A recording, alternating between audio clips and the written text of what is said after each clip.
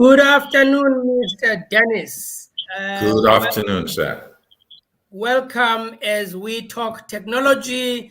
Today, you will be engaging in a very soft, casual conversation with myself and Ms. Apiwe Tafeni. Welcome again. We are very happy you've joined us. Mr. Dennis, as per the brief, I think we must start with your presentation, then we can have a casual conversation afterwards. I thank you very much. Do I call you DJ SM or DJ Mdwabe, or I just want for protocol purposes? Well, you are at liberty to call me any that you know. Oh, no. Thank you. Thank you. Firstly, I'd like to extend my thanks to Paikta, and particularly yourself, Mr. Mdwaba, for affording the iHUB and myself as the representative the opportunity to talk to you today. So thank you very much. As per the brief, I thought it prudent for me just to talk through via a slide presentation that would give the viewers, listeners, a snapshot of exactly who we are, and I could expand on that as you deem it necessary. So the company overview, as per the slide, we are like to be perceived as a leading technology business incubator, which supports innovation-driven small, medium, and micro enterprises in the ICT sector. And our vision is to be a leading ICT incubator for growth and prosperity. And the values that underpin our values that underpin who and what we are integrity, innovation or innovative, and inspirational. The incubation model, this slide talks to the various facets and components that talks to incubation. So it is essentially a 24-month incubation period. And it focuses on the following pertinent areas. One, being enterprise development, incubator awareness, educational institutions, which then filter down into the focus areas, which talks to innovative ideas, grassroots innovations, women, disabled, 4IR, which, as we're all aware, is the buzzword and has been for the last 24 months. Previously disadvantaged, township and rural base, which is a key deliverable for us, and socially uplifting. The first phase, which is a 3-month phase, is what we term ideation, which talks to the business model canvas, and as that ideation silo talks to the various components. I don't want to bore you with the detail. You then go into... Sorry, Mr. Dennis, there's an echo from, I think, Apiwe. Apiwe, do you just want to go on mute, perhaps, if you don't mind, please, ma'am? Thank you. Okay. Then from the ideation phase, after that 3-month period, you then go into the business concept phase, which is essentially a 6-month period. A tool that is extensively used by ourselves is a product called Growth Wheel. That's also the period in which, business plan templates and pilot testing and so forth are explored. After that 6-month period, you essentially then go into a 24-month period, which encompasses everything that you've done in the first 3 and 6 months and a lot more. And the last silo, which is the green part, is what the post-incubation process, which is where our incubatees would graduate and go out into the commercial world. So the partnerships in achieving these are critical.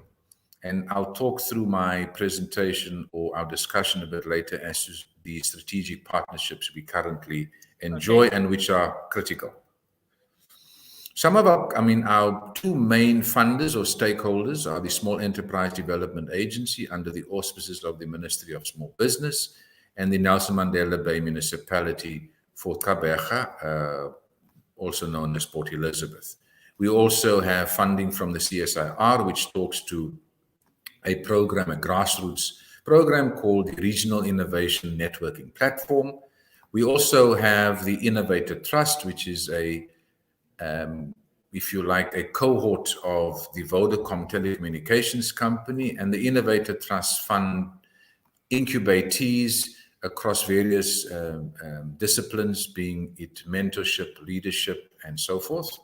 And then we've very proudly had opened up and launched our incubator in George, which is a township incubator known as Tembeletu, and the George municipality, including the Western Cape Provincial Government, are co-funders of that program. The following slide just talks to where we currently find ourselves from a geographical perspective.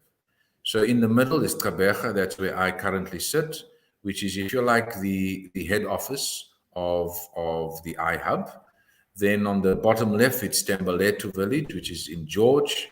And in the next few weeks, we'll be launching a township hub in Duncan village, which is in Port Elizabeth, in East London. Just some of the value offerings that we bring to the incubatees. Obviously, firstly, is creating a conducive and an enabling environment for the youth who are passionate about innovation, to afford them the infrastructure to do what they want to do. And part of that entails, connectivity, meeting rooms, internet access, business advice, mentoring, leadership, a huge focus on training programs. We've just completed a training program with Metsita. And then the business tools, as I alluded to earlier, being Growth Wheel, that plays a critical part in that development. Just very quickly, I think we're very proud of what our incubatees, or some of them, have achieved to date. So we have one called Soliscom. They are an internet service provider for the community, community-based ISP in Gqeberha. Currently have infrastructure rolled out in New Brighton, Kamagaki, KwaZulu, and others. And they're also part of a consortium with the likes of Centec and Broadband Infrapro. And they've really just grown from strength to strength. We then have another entity called JR Prodigy. They really focus on your utility management using smart technology, whether that be water, electricity, and so forth. Another one is a company called Grey One or Tritrix. They do various aspects when it comes to podcasts, filming, and so forth. As I said earlier, a big focus of ours is effectively that of upskilling our youth and our incubatees. Ululo is the company. She is an incubatee, and she also has a dual role. One is that of being an incubatee, and secondly, that of empowering our youth through skills development. She just very recently won the award at the Innovator Trust for the most innovative incubatee across South Africa. We have another one called Bonapile, which is really about media, billboards, bus advertising, LED screens and ads, and using digitization to take that to market. So, Mr. Ndwaba, I don't want to go through to so much, but I think this slide essentially encapsulates who and what we are. We are, because of strategic relationships, partnerships, we are increasingly growing our geographical footprint, as I've indicated earlier, George, Port Elizabeth, and soon to be East London and Umtata, and a big focus on skills development. You'd appreciate that the Eastern Cape particularly is the one province that has the highest unemployment rate, which impacts predominantly the youth. So ours is about skilling up the youth and to make them commercially ready or work ready with the necessary attributes and skills to make it in the market. I think I'd like to stop on this slide, if you don't mind, Mr. Ndwaba. Mr. Dennis, thank you very much. Highly appreciate the view that you've given us. I think it is a start of many of these sessions. There are discussions that would like to go into detail as we go into the future. I think it is going to be important as you go into the future for us to show the youth, the social impact as I know that you're going to be rolling out. But at this point, I'm gonna let Miss Tafeni to start with the conversation. Thank you. Mr. Feni. Thank you so much. Thank you, Mr. Mdwala. Thank you, Mr. Darryl. I'm very happy to hear, what the iHUB does, especially because there's a lot of people who probably aren't as much aware of what it is. Perhaps they know that there is such an institution, but they don't really know what it does. And so also thank you for the examples of the businesses that are also part of the iHUB, because I'm sure it gives some sort of enlightenment to people who are probably listening in. I would, however, like to go into more detail onto the type of projects that you just briefly described that you guys have. The type of projects, come again, please, Apiwe. Yes, so in terms of projects, you mentioned obviously you do training and development, and also I've also heard of the Regional Innovators Networking Platform. Okay. So I'm Yes. curious to go into more detail on those kind of projects and what it is that they entail.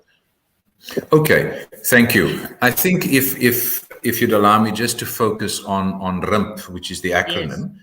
So RIMP, being the Regional Innovation Networking Platform, is an initiative that was spearheaded by the CSIR, who funds this project. So the iHUB is the implementing partner in this ecosystem. Our partners on RIMP are both higher education institutions as well as private and public sector. So our current partners in this equation is the Nelson Mandela Bay University, Rhodes University, Propeller, which is another incubator in Gqeberha, Kucha Development Corporation, is London IDZ, National Youth Development Agency, and so forth. But the strategy was, with our partners, it was a strategy to develop a regional innovation networking platform in the Eastern Cape province. And its aim was at establishing networking platforms to bring together research and development institutions and innovation communities, technology, SMMEs, industry, and government as a whole. So the entire ecosystem, with specific skill sets or experience that effectively make up the RIMP partnership. Okay. So RIMP's core mandate is ensuring that its efforts are directed at ensuring the coordination of various efforts by both the private and the public sector in support of technology innovation, and this is what's important, for inclusive economic growth. So the main objectives, if you'd allow me to just read from this, it's a fairly sizable document, Mr. Mdwaba, but if you'd allow me just to read on or highlight some of the main objectives. So establishment of a competitive multi-stakeholder innovation platform in the Eastern Cape province. Create a platform for innovators and industry to work together. Create access to seed funding through leveraging partnerships with both private and public sector organizations, and create a coordinated mechanism for the various programs related to technology development and deployment in the province.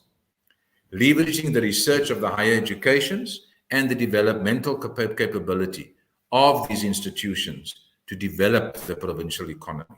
I think you'd agree with me that with the advent of COVID, it has impacted the livelihoods of many. And the province particularly has been hard hit. So people are currently employed. So it's about how do we reignite the economy? And even in the President's State of the Nation address a week ago, it was a critical deliverable for him, where he had outlined that SMMEs are pivotal to the re-engineering or the reigniting of the economy. Mr. Mdwaba, I think Ms. Tafeni has left us. Ms. Tafeni? Okay, She you're not on has the call. she has left. I think she has disconnected. We will see when she comes back. Okay. Then I think on this note, thank you very much for explaining RIM. Thank you. I think at this note, while we're waiting for, okay, yes, she's back, Miss Stephen. Apologies for that. We're talking technology, and sometimes it has its moments as well to show us its past. I'm convinced technology is female because they're very moody, you know. I And I shall say, not comment. and I say that having a wife, 4 daughters, and a granddaughter, so I'm very, very close to my feminine side. I get very emotional very quickly. I think Apiwa is using 2 devices. There's an echo when she comes in. Do I No, still I have think an it's echo? because, yeah, I think, Mr. Ndwaba, it's because she's sitting in the room next to me. It Behind could be you. that. Correct, yes. Yeah, but Yes, sir, that you means the were. recording, you must Yeah. know the recording will have that echo then. No problem. You were saying you wanted to go into some other questions I relating think to walk myself. us through Darryl the man and Darryl the entrepreneur and Darryl the CEO. You had started already, Darryl the man, but How much time do we have, Mr. Ndwaba? no, summarize it. You've got queens. No, I'm joking. Queens I'm that joking. you bow to that are dominant at home. You Sure. started already. Just continue. So thank you.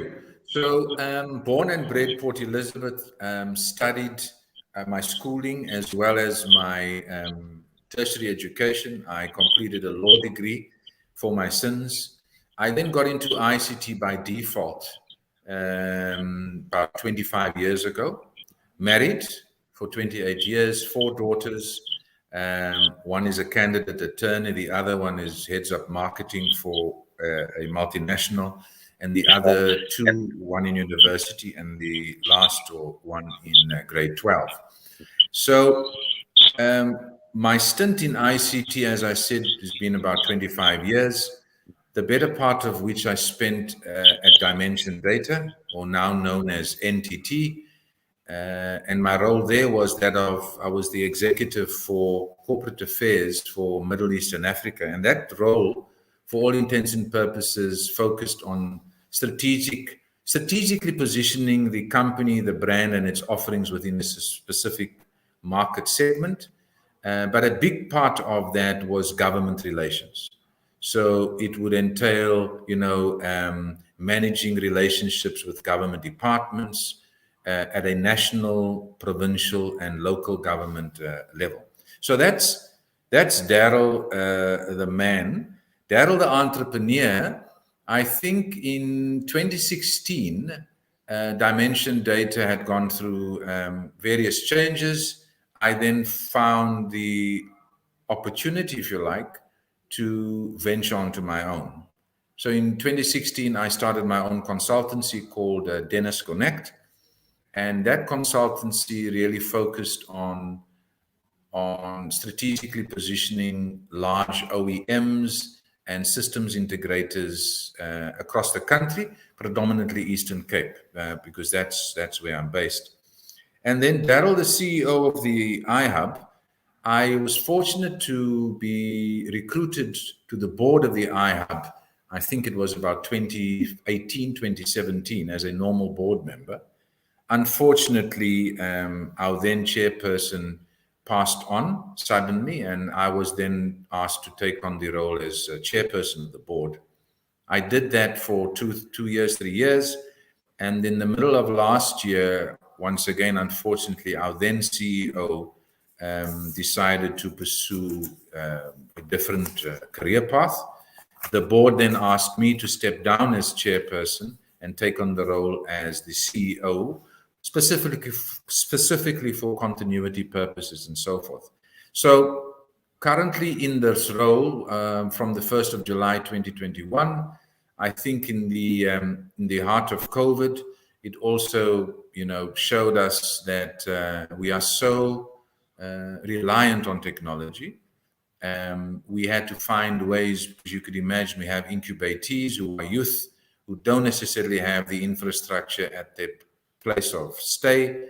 So it was really navigating around that, but excited to be at the helm of the organization, particularly with where we find ourselves, and more particularly where we are going in terms of increasing our footprint. I hope that suffices, Mr. Mdwaba. Thank you, thank you, Mr. Dennis. And I must applaud you. You guys managed to roll out into George during COVID, you know? Yeah, yes.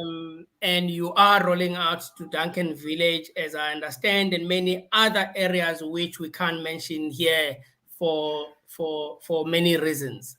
Yes. I think with the footprint that you are developing, we can easily conclude by asking a question. I think it's going to be pertinent. Why do you feel you need to roll out? Why is it important, your rollout, for the creation of jobs or creation of entrepreneurs? If you're looking at SDG 1, SDG 5, SDG 17, Sustainable Development Goals, basically for 2030, you are addressing or trying to address those. Please, if you were to walk us through, why are you so passionate about development of youngsters to be entrepreneurs and to be digitally skilled? Thank you. I think if one looks at the world globally right now, and once again, COVID has demonstrated the importance of being technology savvy. I think if you look at how education and particularly schools had to teach and the platforms they had to embark upon to continue with curriculum studies, I think that in itself is evident that technology is a critical component in our daily lives. If you look at any industry today, whether it be education, automotive, or agriculture, technology plays a critical role in efficiency, efficacy, and how to do things smarter, quicker, better. It's almost close to what Standard Bank's saying used to be a couple of years ago. So I think for us, it's incumbent on us, and that's where the passion comes from, to make our youth technology savvy. And perhaps savvy is not necessarily the right terminology, but to afford youth an opportunity to do things using technology. Firstly, it allows them to travel the world. They are not restricted in any way because technology is what technology is in South Africa. It's very similar to what it is in India and somewhere else. Perhaps they are a bit more advanced. So I think the passion stems from the fact that we really need to give our youth alternatives. Alternatives in the sense that I remember when I was at school, you really had three choices, if you like, or four. One, go and work and earn a salary, become a teacher, study to be a lawyer, or study to be medicine. Or that's what society expected you to do. We now find ourselves in a scenario where there are so many more options available to the kids. And I look at my kids, and I think perhaps that's where I should start. So my daughter, who's a candidate attorney, in the absence of her laptop, she's lost. And that allows her, because case studies that she does, affidavits and so forth, everything is on a laptop as a repository. Whether she's sitting at home or whether she's sitting at the office, she has access to her information. And it all talks to, cloud computing and so forth. But that was installed in her from her days at high school, if I could call it, access to technology. Similarly, so my daughter, who has a degree in marketing and communication, she works for one of the big estate agencies, Remax, Corby Potgieter. She does all Remax's digital marketing and so forth. Once again, technology. It's so embedded, or it's the foundation of everything that they do. My daughter, who's doing a second year BA sociology and psychology at NMU, sits at home and does lectures via her laptop. My 18-year-old or 17-year-old daughter in grade 12 at Theodore Herzl, once again, technology. So it's instilled in them. And I'm fortunate, and I think my wife and I are blessed that we've been in a position to give our daughters that accessibility. But thank you. But I'm just saying thank you to Sunshine, who makes my tea, Mr. Mdwaba. I think the passion is around, if you talk township hubs, let me just use that. So the township hub we have in George and the one we're about to open in Duncan Village, it's about bringing the youth into an environment, giving them alternatives, skilling them up in a technology domain, if you like, and allow them to explore the world at large, having something that they can use. And if I could use one of these strategic partnerships that we've fostered over the last couple of months, and specifically around RIMP, is an entity called Divier. And Divier has a program called the Global Virtual Entrepreneurship. And it's coupled with a boot camp. But what an incubatee gets at the end of this program, firstly, is an international certificate that they have gone through a fairly rigorous program, training, so forth and so forth. And Divier, some of the incubatees or some of those who've been on their program now currently work remotely for companies like Google, LinkedIn, and international entities, earning pounds, dollars, and euros. So I think, if nothing else, that demonstrates the power of technology, but it's only powerful if you know how to use it. So I think that's where our passion comes, skilling up the youth, getting them work ready for the global market and also for South Africa at large. Thank you very much. Just one before Mr. Feni. Just to add on the passion that you have, I know, for example, through you that George Township Digital Hub, you've got a different type of clientele, to a point where some of them have never really touched a computer until you guys opened the doors there and you offered them a course on computer literacy. And I applaud you guys for that. Thank you. So Apiwe, you can take it from there. I want to thank Mr. Andile Stofile for sending a message. He's online, Mr. Mdwaba. Mr. Stofile, Mr. Feni, is an old colleague of mine from Dimension Data, but he's now a senior executive at Microsoft South Africa. Thank you, Andile, for being online. Appreciate it. Thank you, Stoff. He's a brother of mine as well. Yeah. Yes, sorry, Apiwe? Apiwe. Okay. All right. Mr. D, I actually want to go back to the conversation you had with regards to technology being in everything. We do say, when we say Internet of Things, right? I want to point out, in terms of accessibility, I understand that you're saying you've got plans to roll out to other municipalities and districts. Currently, you've got the George iHUB in Thembalethu, and then there's another one coming up in Duncan Village.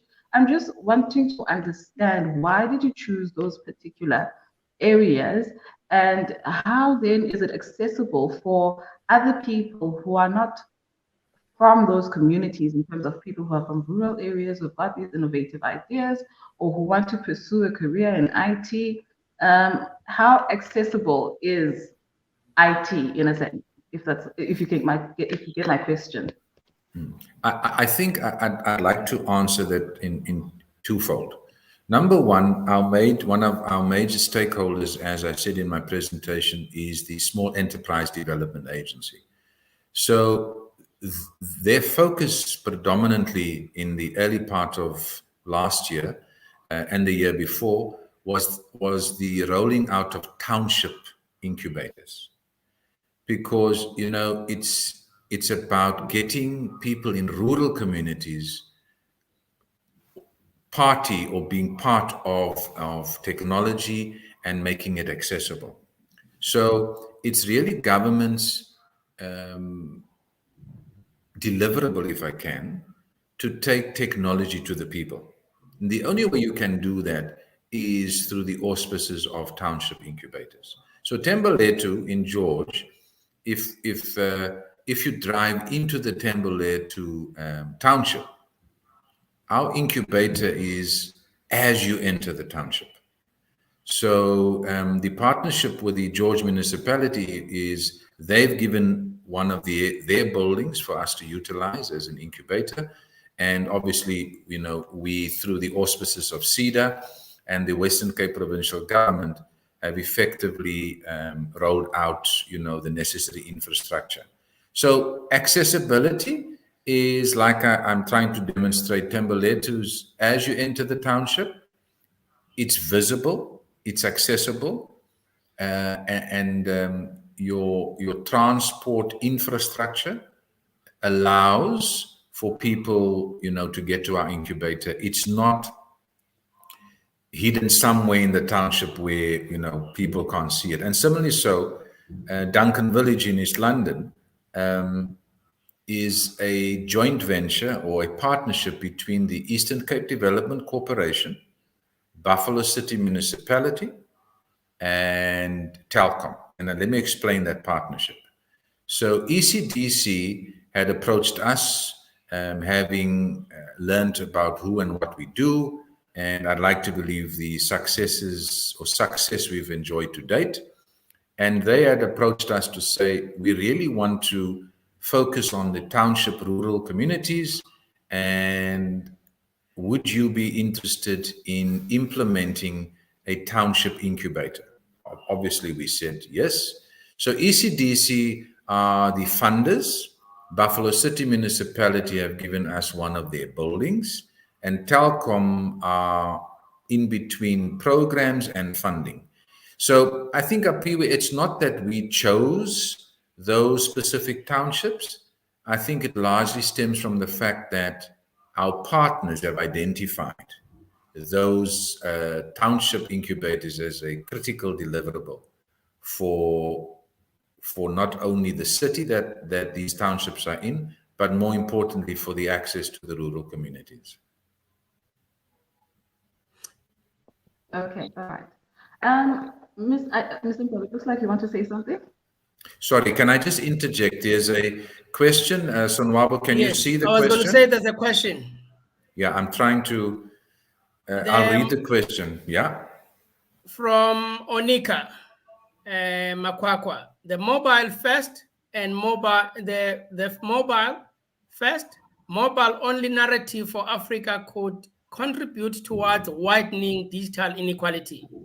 What policies would you recommend for a minimum entry-level device suitable for innovation? I think it's a very pertinent question. And thanks for the question, Onika. I think, there are various schools of thought around what is minimum. And you'd appreciate that technology is such a fast-growing and evolving aspect, if you like, that to keep abreast of those changes is not an easy one. However, I've always believed, and I take fortunately, my mom and my dad are still alive, Onika, and they are 85 and 86. Give them a smartphone, they wouldn't know how to use it. Give them those small little phones that you can buy at the Pep stores or whatever, just to make a phone call, it suffices. So I really believe, firstly, it comes down to an educational exercise as to what is it that you're wanting to achieve. like you say, mobile first, and the mobile telephony narrative is critical. But what is it that you want to use the mobile phone for?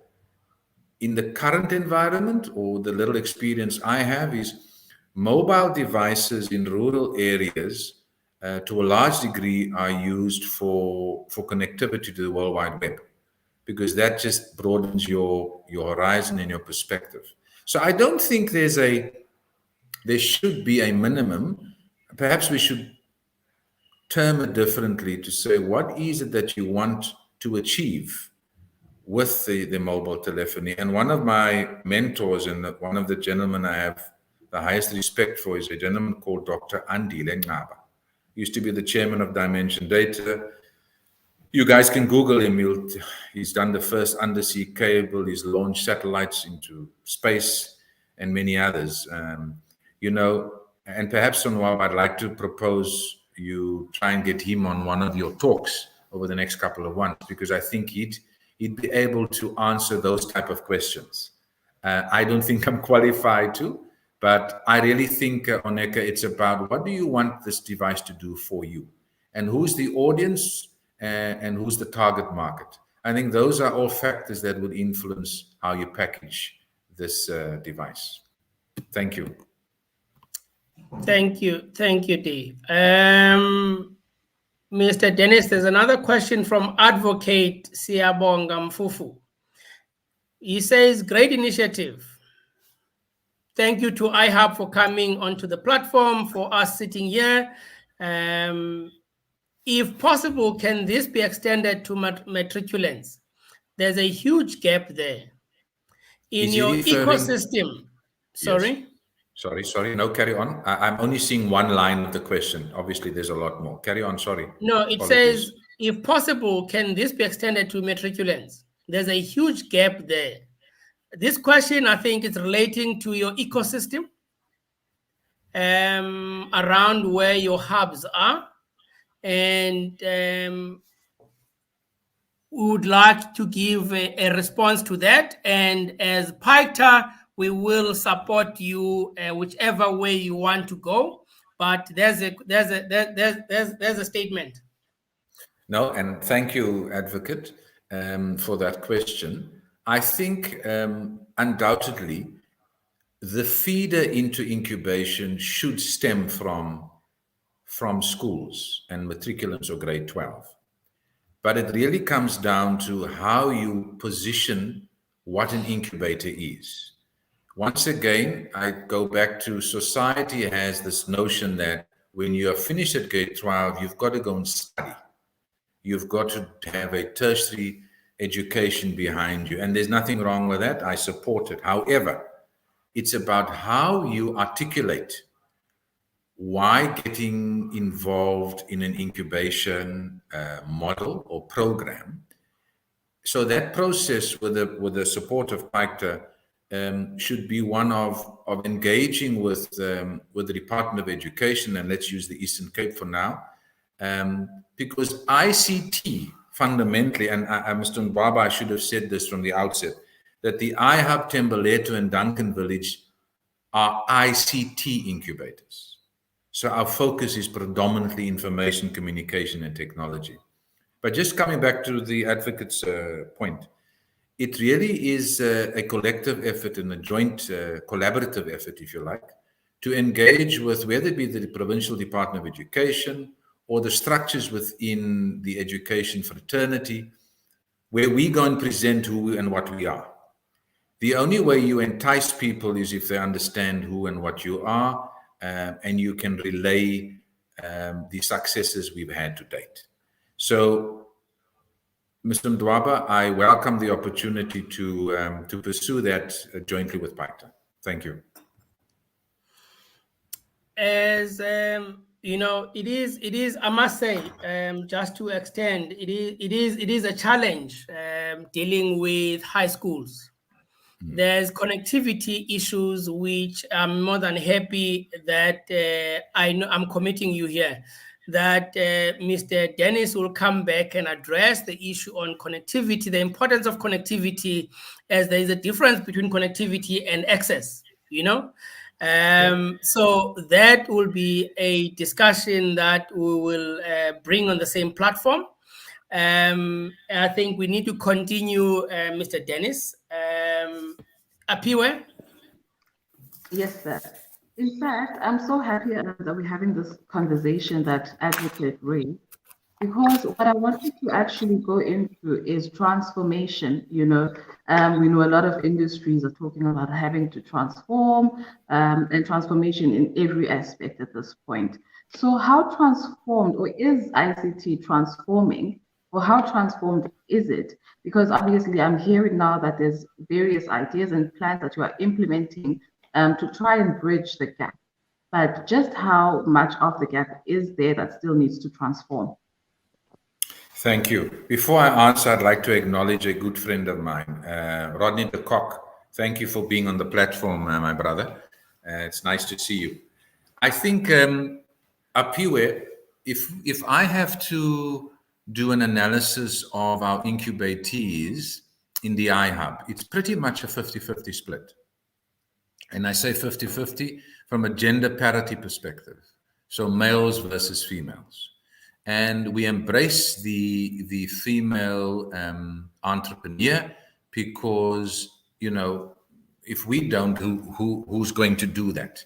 And I must say this, not that I have so many women in my personal life, but women are a lot more organized, a lot more sensitive, a lot more forthright. And I've seen that, just from the incubator perspective. But I think from a transformation perspective, there's still a lot to be done. It's incumbent on us, like the iHUBs, to see that our ladies in the ICT space are afforded the same opportunities as their male counterparts. We have to create an environment that promotes that. So I think definitely from an iHUB perspective, that's a critical deliverable on our agenda, to see that through all the incubators that we manage, that transformation is a pretty, well, not pretty, it's a non-negotiable. And you'd also appreciate that the Ministry of Small Business, of which CEDA is a subset of, is managed by a female minister, Minister Stella de Benny Abrams, and her predecessor was Minister Kumbutso. So I think, if nothing else, those two ministers, who I respect very highly because of how passionate they are about transformation, and more particularly ICT, I think we'd be failing in our duty if we don't embrace that and promote that as much as they have. Can I just ask you a question, Mr. Dennis? There's Yes, a difference between the willingness of the politicians, respectfully, and the willingness of industry. You can answer or leave it hanging for another day.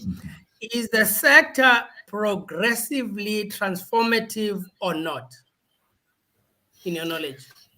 I think, Msundwaba, yes and no. I think the intent is there, okay, but the tools to make it reality are dragging their feet, if I could use it that. The unfortunate thing is, and it's a term I think many of us use, everyone wants to be a chief and no one wants to be an Indian.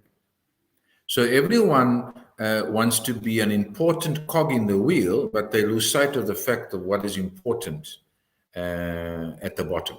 So how do you effectively elevate to that point? So I think my answer, and I wouldn't want to elaborate on that because I'm not a politician, but yes and no. Yeah. We've got a question from Rodney. De Kock. Yes. Do the innovation hubs around the country talk to each other?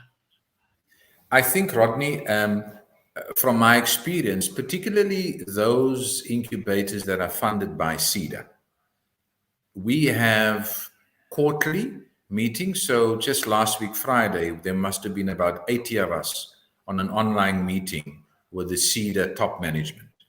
So there are forums where we get together as a collective, but just 2 weeks ago, Mr. Mdwaba happened to be part of the delegation I led to Cape Town, where we went to visit 3 incubators, Savant, Ferntech, and R Labs. So I really think, Rodney, they should. I don't think we do it enough, but, you know, I'm the type of person, I'd rather be proactive and initiate something than wait for something to come to me. So I really think it's up to the respective incubator, you know, as to how they engage, how frequently they do that, and with who they engage. But I certainly try to do that. Thank you. Ms. Taffin.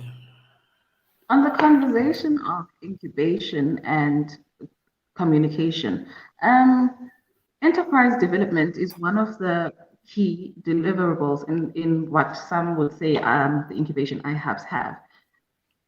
A lot of entrepreneurs, particularly in the ICT space, hear that there's a lot of opportunities that are out there for them. How do they access those opportunities? Because you'd find that sometimes they'll say join an ICT incubation or go onto these websites, but they still feel left behind because there's not really much information. Is this something that the innovation Nelson Mandela Bay iHUB fosters, which is ED, access to market, access to funding? Is this something that you guys do? Yeah, thanks. That's a very important question, Apiwe. So the structure of the iHUBs is that we have enterprise development officers. So Nelson Mandela Bay, we have 2 ladies, and their role is really about engaging with the incubators across the various aspects or disciplines that those incubators are pursuing. So just as a means of demonstration, so an incubator would engage with a EDO around, you know, I've now developed something, it's in a prototype phase or stage, we now need access to market. The EDO would jointly with myself and whoever else on the team would craft a go-to-market document, you know, as to the critical interventions that are required to reach the ultimate goal. But in terms of enterprise development per se, there's a huge support structure within the iHUB that talks to that component. What we do endeavor to do as best we can is, you're right, you know, many of these websites talk enterprise development, but it becomes a challenge to get information. So part of our role is really to make that process a lot more accessible, a lot more easier. And once again, I can't emphasize the importance of our enterprise development officers. I would say 70%, if not 80% of their time on that aspect.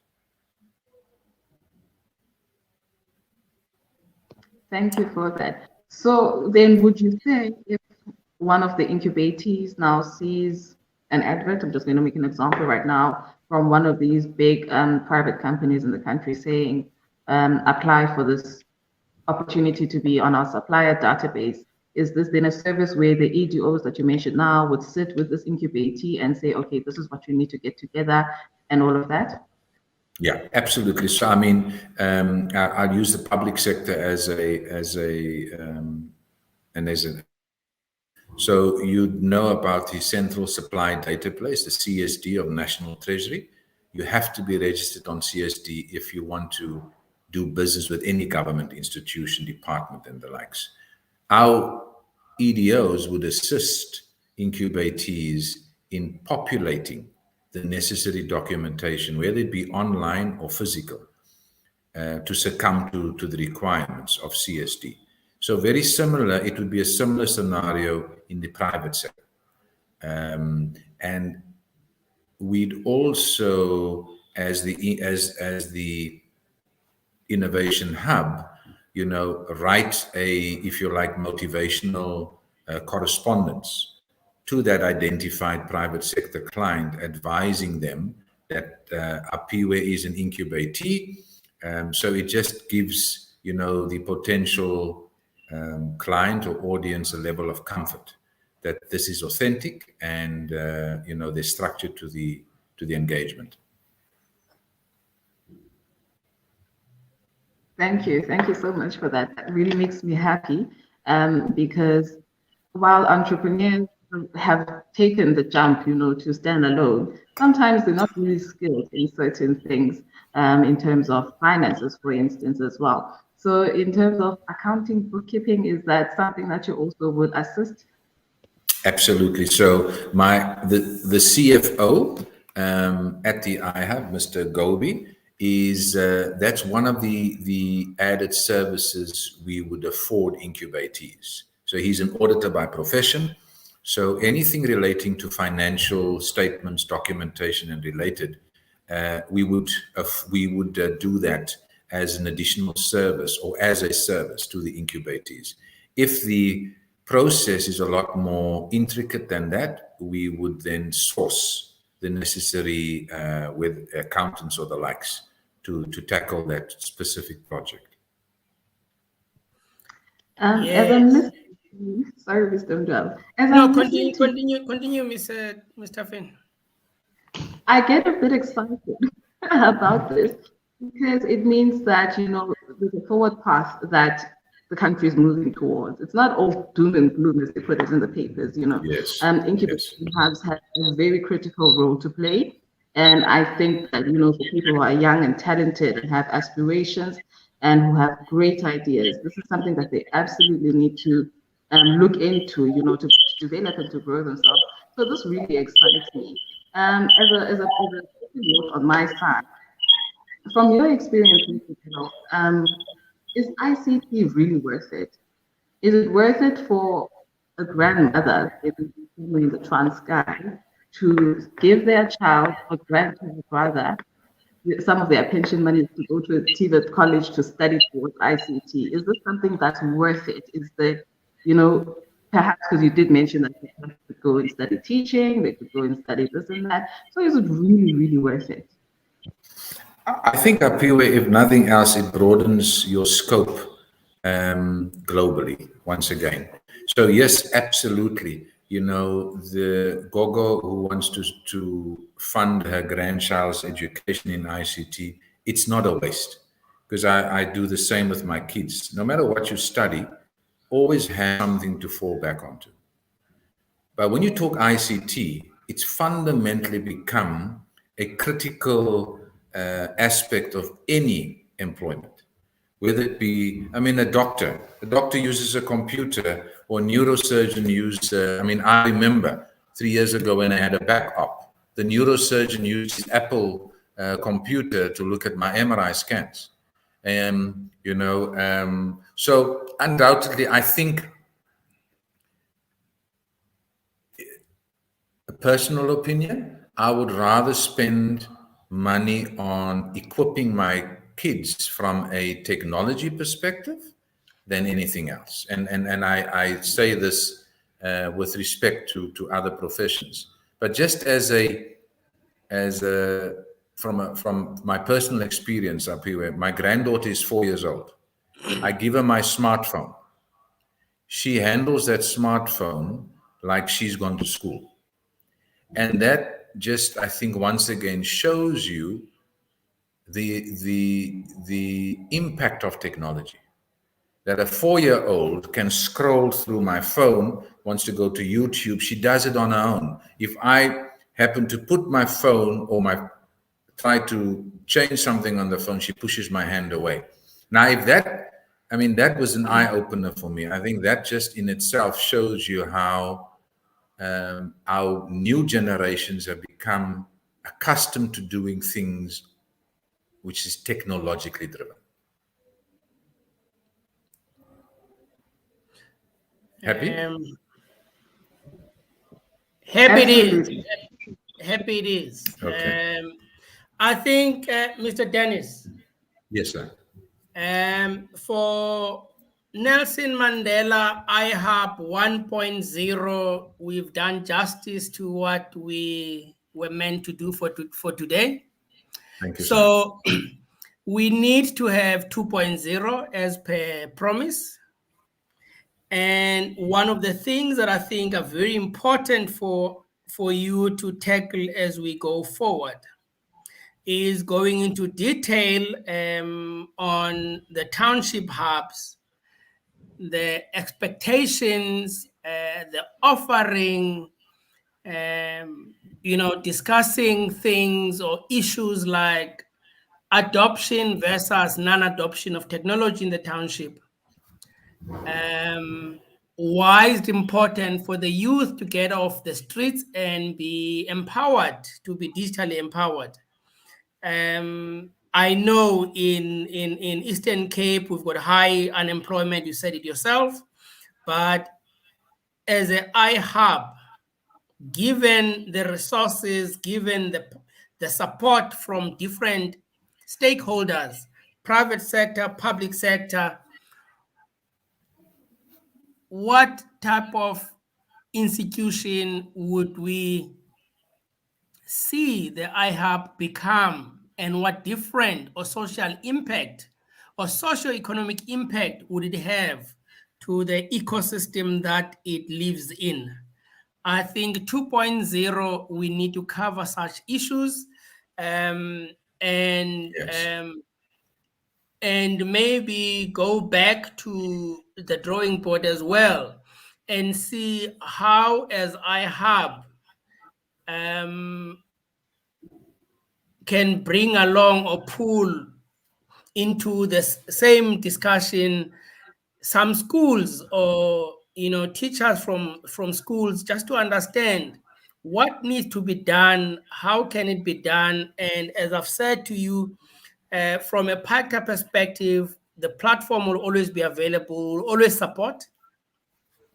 There's initiatives that we're not going to discuss here, but I think let's look at it so that we attend. We don't become a talk shop, which is 100%. why I like to say conversation. The advocate, when he comes back next time, I don't want him to come back and ask a question and say, what have you done since I asked the question? And we are found wanting. So I think let's look at it that way. And I'm not putting pressure on you.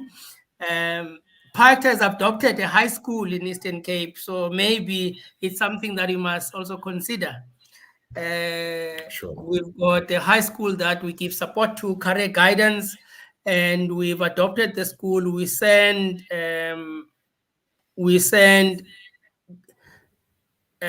third year and fourth year students from different universities in the Eastern Cape to go and offer these children career guidance and give them 4IR content, basically high level, and what is cybersecurity, what they must be careful of on cyberbullying and all. But I think let's discuss it as we go. Rishan, he's saying, thanks for a great discussion. I suggest that a topic to cover ethics in technology be considered for the upcoming discussions. I think that one, Rishan, will be Nelson Mandela iHUB 3.0. It's a very pertinent point, and very relevant. So yeah, Rashan, I think ethics in technology is critical. Yeah, especially AI. Yes. It's very important. I saw, just for us overview, I saw a video where the AI machine could only recognize a light-skinned person. When it's a dark-skinned person, the machine would not start. You mean a yellow bone? No, not a yellow bone. It actually differentiates between different race groups. Between different ways, I'll show you where it is offline. Then they taught the machine over a week to differentiate and accept all different shades of skins, and even a glove. And the machine then it learned and it accepted. So those are the type of things that you need to look at. I think 3.0, and from my side, Mr. Dennis, before we close, let me do what I normally do best and make a little bit of noise. We are a technology platform. Let me make a little bit.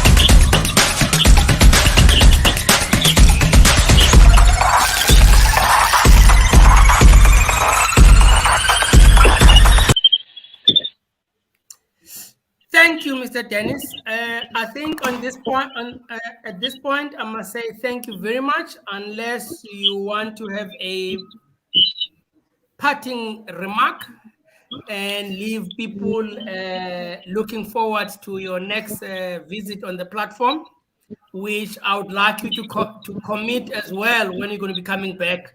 Me and Ms. Tafeni will be waiting for you. When are you coming back? Tell the public so that they know when to expect you back. God willing, I'm happy to be party to this platform whenever you deem it necessary, Mr. Mdwaba, and obviously schedule permits. But I'm encouraged with what Paikta has done in terms of this platform. I think it affords industry at large to deliberate on very critical aspects that affect the country at large, youth, and so forth. So from my perspective, you have my commitment that I will be there for 2.0, 3.0, even if it goes up to 10.0, I don't mind. If I'm still around, I'd be happy to participate. So I think from me, I just want to extend the gratitude to yourself and the organization that you represent for affording us an opportunity to talk our story. And also to Mr. Feni, thank you for your very, I would use the right terminology, thought-provoking questions. I think that's the right word. But thank you very much, and thanks to everyone who tuned in. It's much appreciated. I definitely look forward to the next session. Thank you. Mr. Feni? Well, thank you as well, Mr. Mdwala, for the opportunity. Thank you for the platform.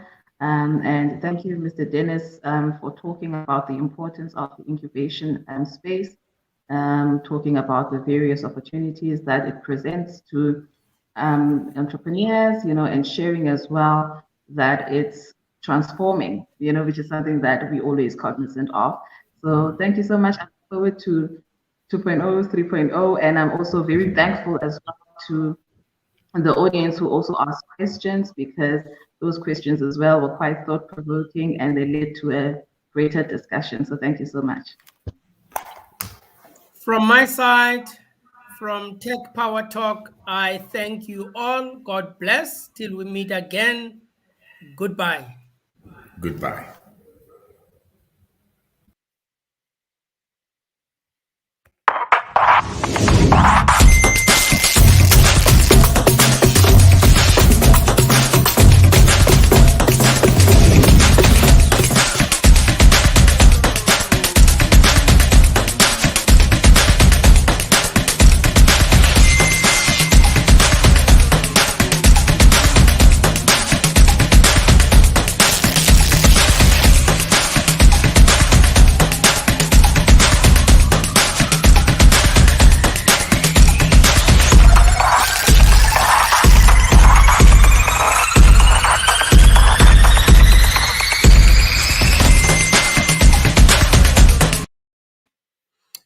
For our listeners who are still on board, before we conclude totally, thank you very much for making time. Thank you very much for your support. We highly appreciate. We've got these discussions every Tuesday from 9 o'clock in the morning until the 1500 hours.